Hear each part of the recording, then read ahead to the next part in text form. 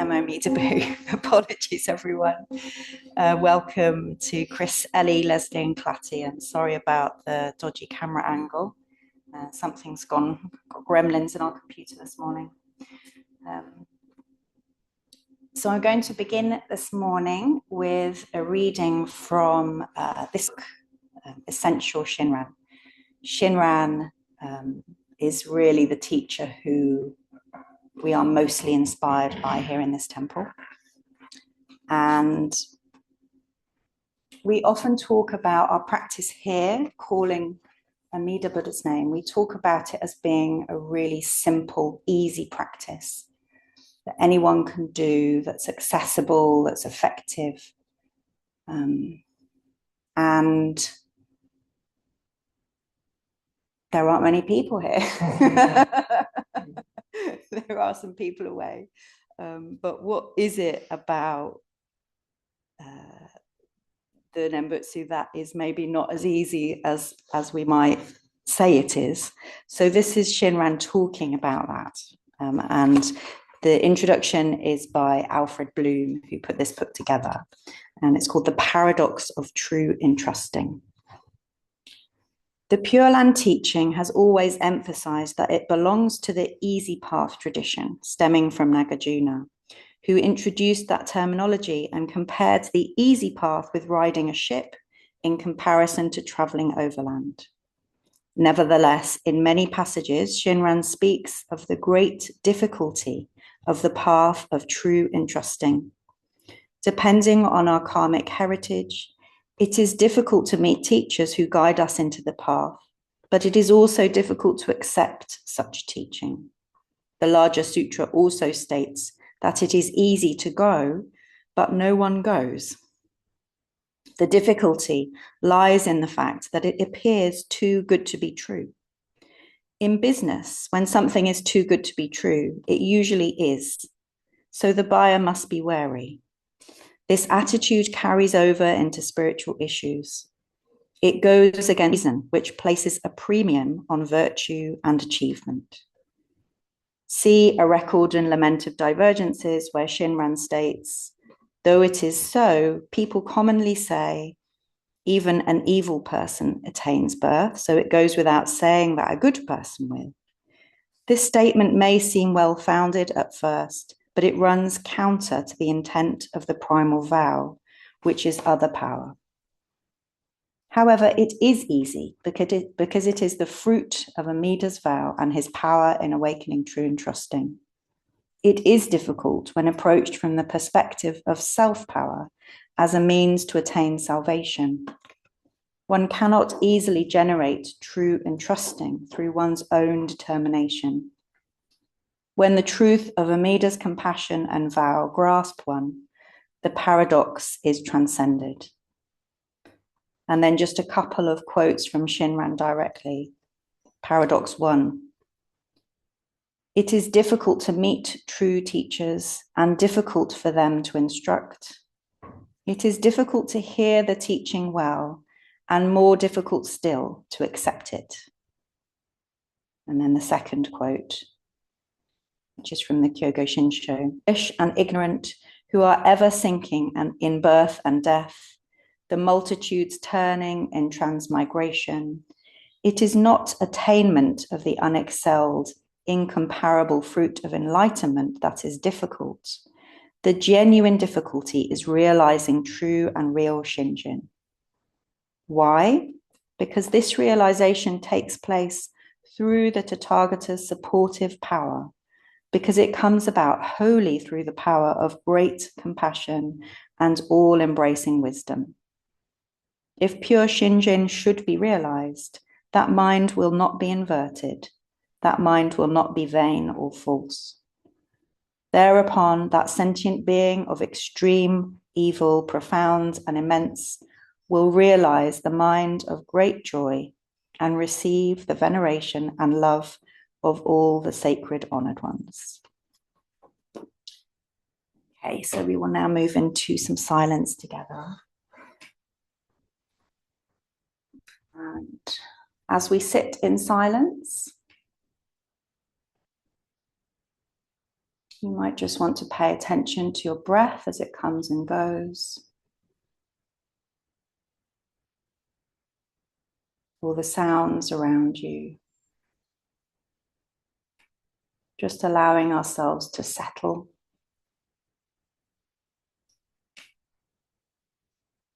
And to receive a little of that compassion that the Buddha has for us.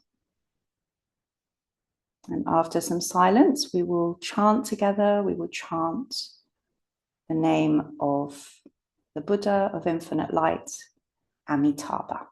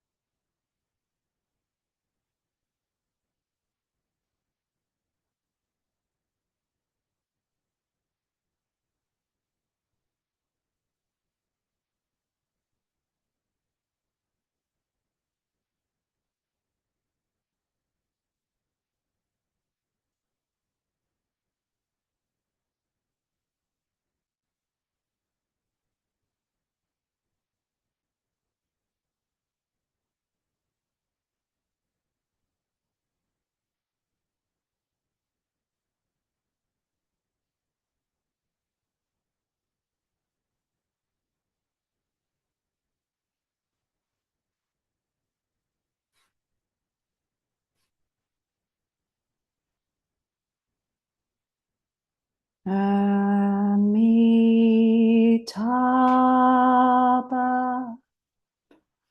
Amitabha.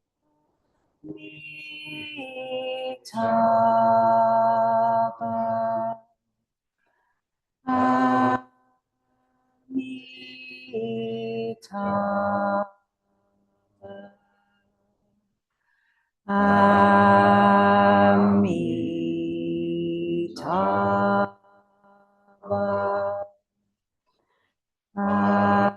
Amitabha.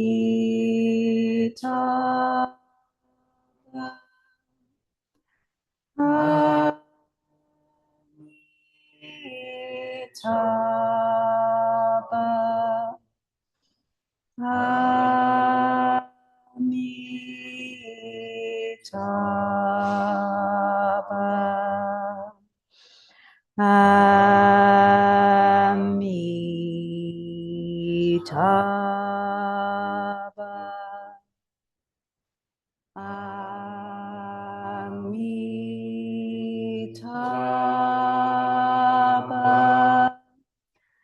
Amitabha. Amitabha.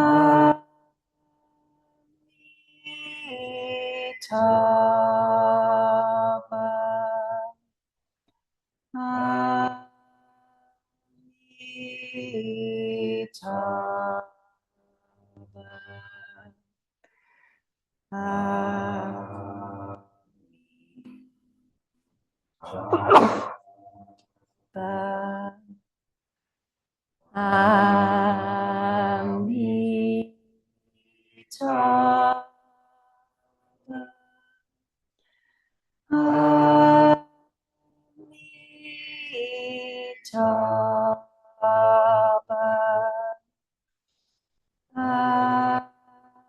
Amitabha. Amitabha.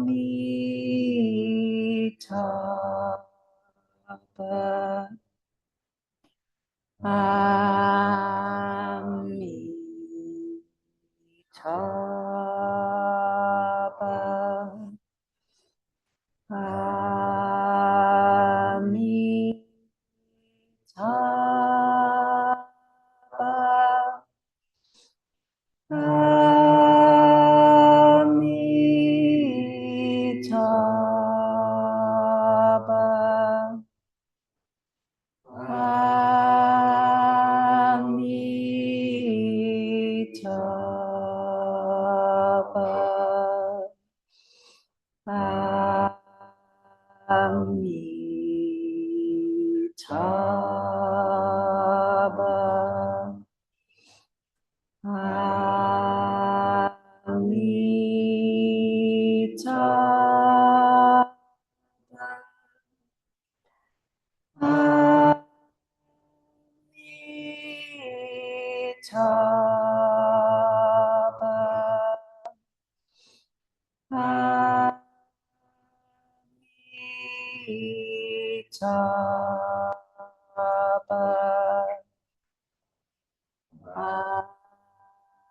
Amitabha. Amitabha.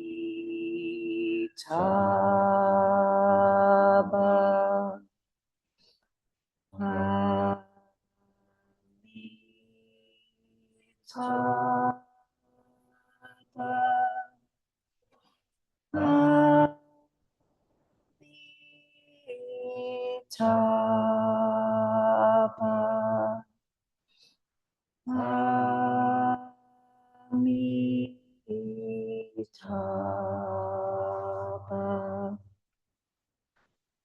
Amitabha.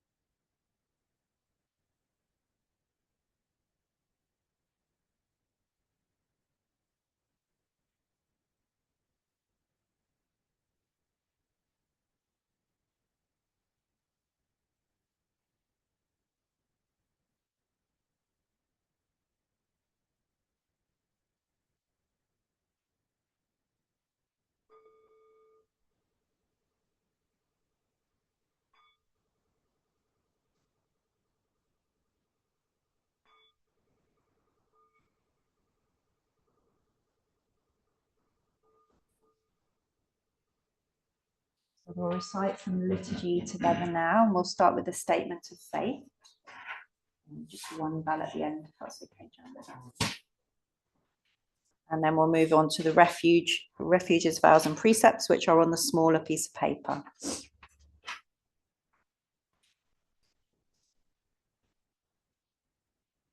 Statement of faith. The purpose of our practice is to open us to the wisdom and compassion of the Buddhas.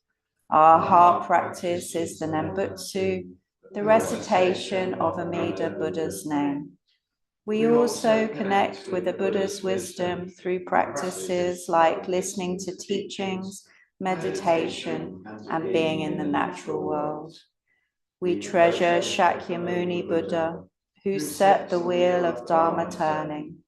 We learn from Buddhist teachers throughout the ages, awakened beings everywhere, and the world itself. We especially revere the great Pure Land sages, Honen and Shinran. Held in Amida's loving gaze, we come to know ourselves deeply, both our Bombu nature and our Buddha nature.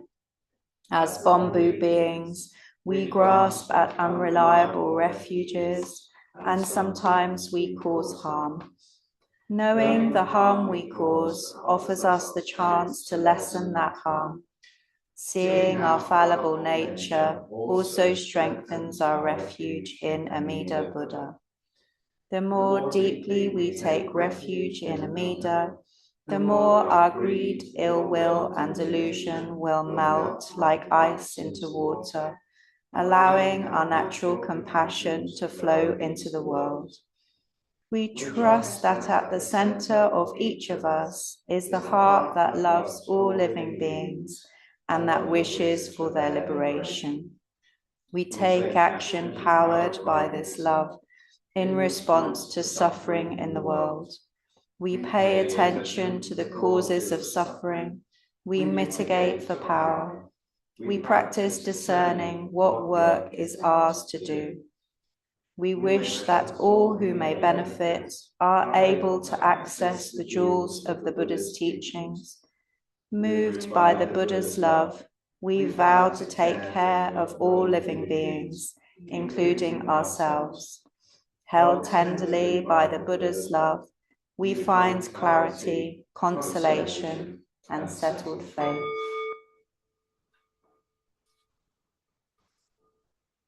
Please repeat after me. For refuge, I go to the Buddha. For refuge, I go to the Buddha. The one who is awake and full of love.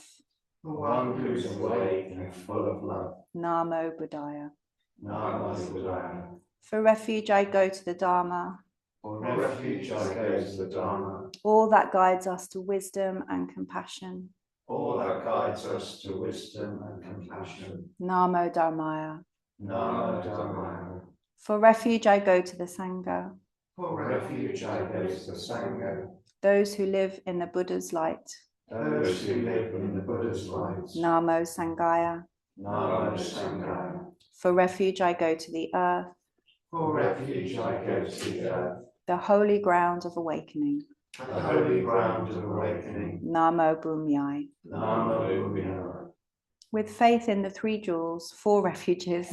With faith in the four refuges. And in light of our human tendencies. And in light of our human tendencies. I pray that I may become aware. I pray that I may become aware. Of when I take life. Of when I take life. I pray that I may become aware. I pray that I may become aware. Of when I take what is not freely given. Of when I take what is not freely given. I pray that I may become aware. I pray that I may become aware. Of when I fall into sexual misconduct. Of when I fall into sexual misconduct. I pray that I may become aware. I pray that I may become aware. Of when I fall into wrong speech. Of when I fall into wrong speech. I pray that I may become aware. I pray that I may become aware. Of when I become intoxicated. Of when I become intoxicated. No blame.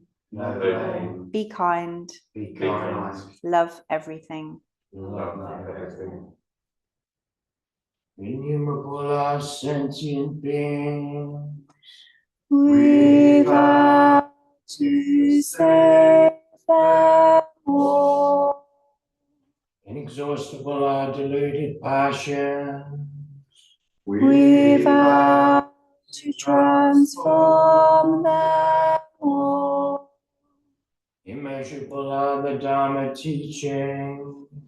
We vow to master them all.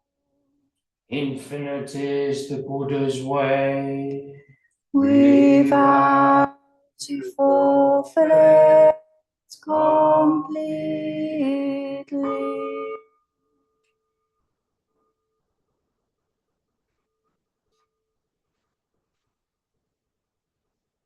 Namo me too.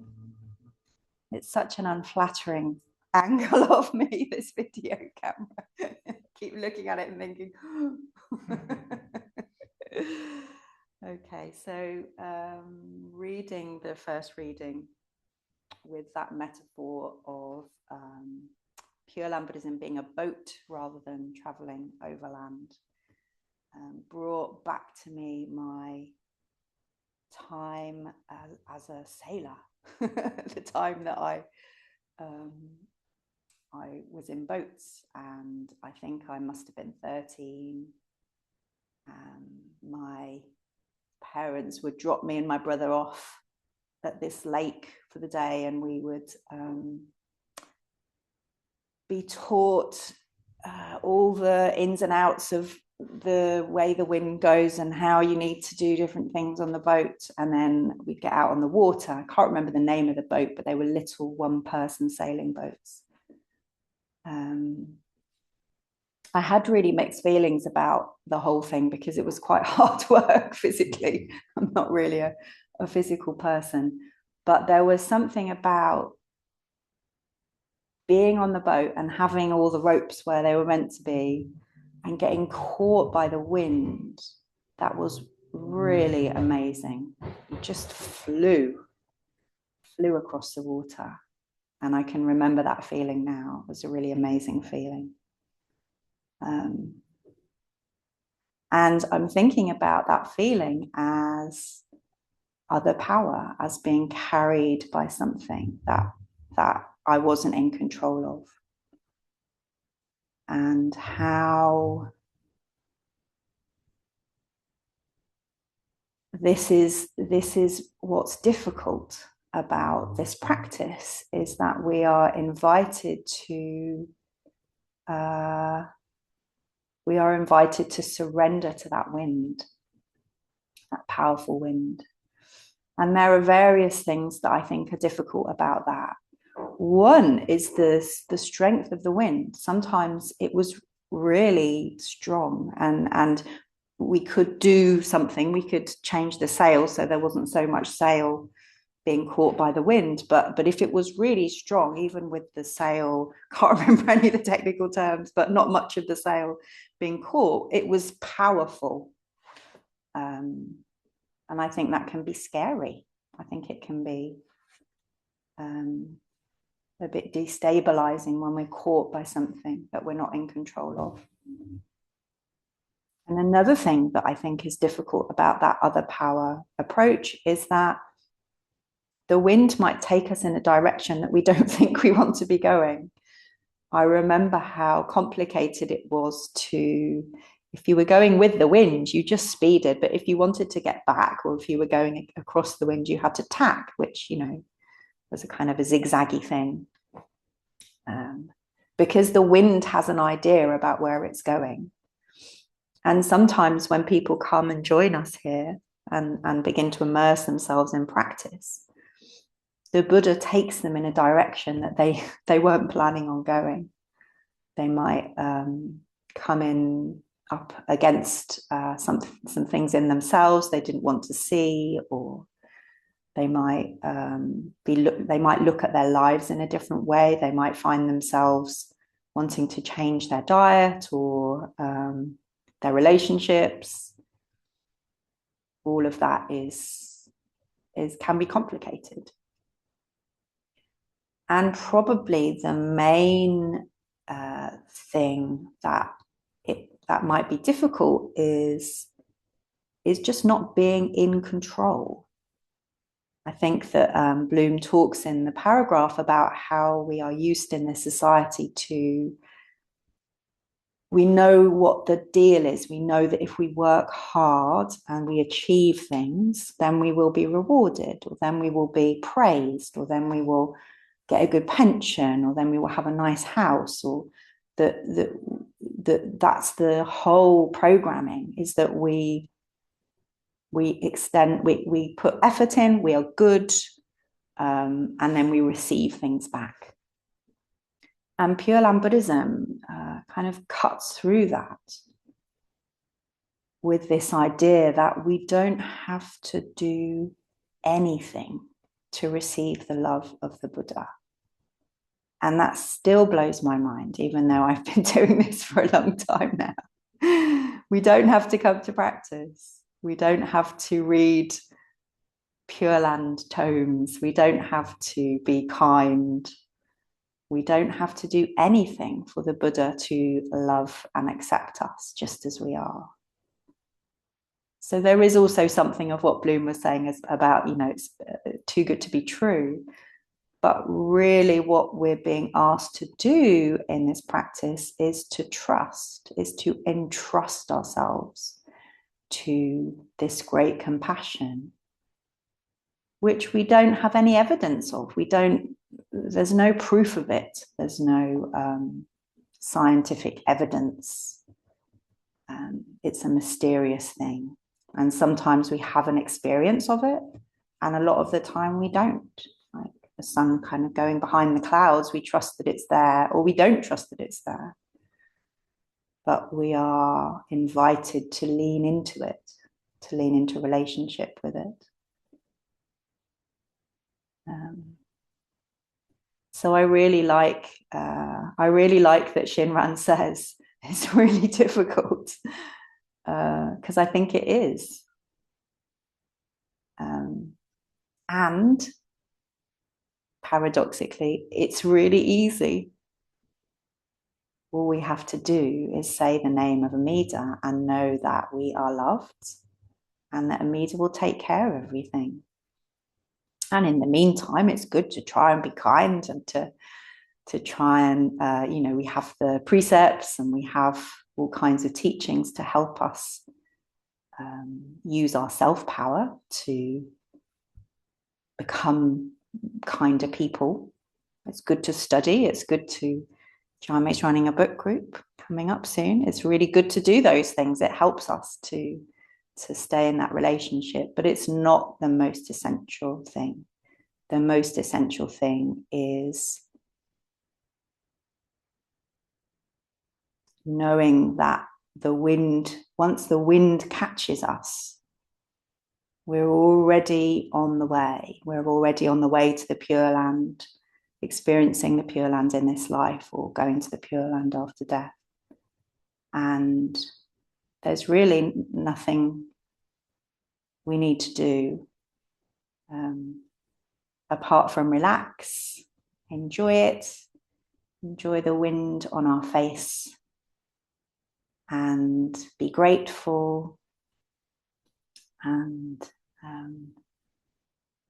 maybe invite other people into their own boats, which is what the temple is here for, is offering boats that people sometimes get into and find their own wind.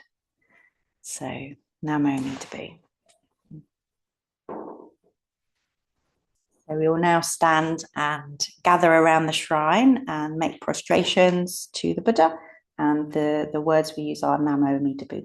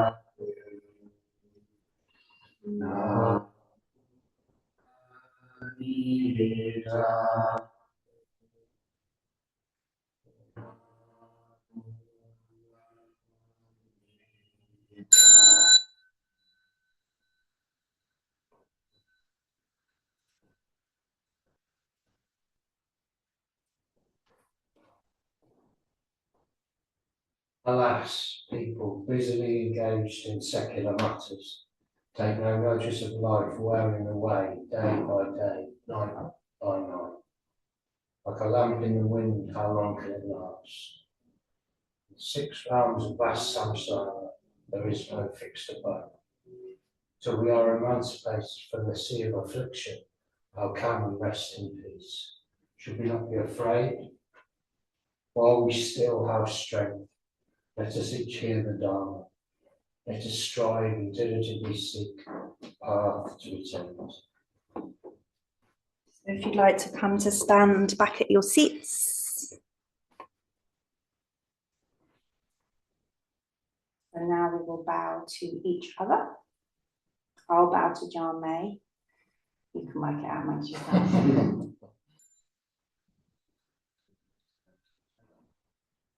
then the other side. Perfect. And then we bow to the Buddha. Tidy our seats.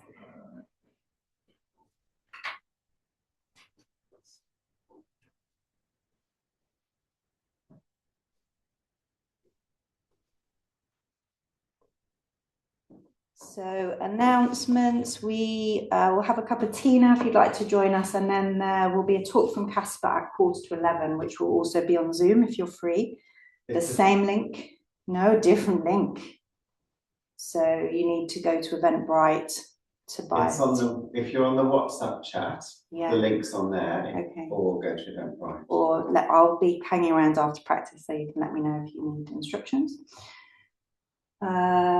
Johnny is running a book group soon. Yeah, that's coming up starting Saturday the 20th of June. And it's a book called Seeing Through the Eyes of a Buddha by Naga Priya, who's a true Bhakti priest. And it's basically about the Four Noble Truths. And that'll be online. Yeah, online at 7. 6 to 7. 6 to 7. We've decided. Yeah. Cool. So speak to John there if you're interested in that. Yes, so come and see me if you're interested. And that's it, I think. Yeah, that's it. For now. Yeah. So I will leave the shrine room, but I will come back to say hello if you're online. We'll finish with the closing verse. Blessed by Anapa's light, may we care for all living things and all the earth.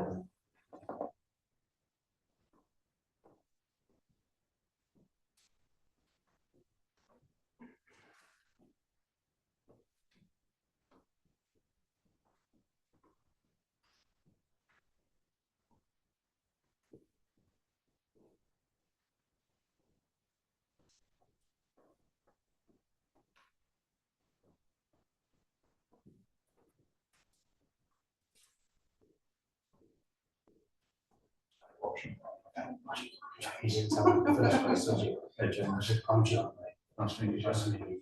Yeah. How was it? Okay. Yeah, good.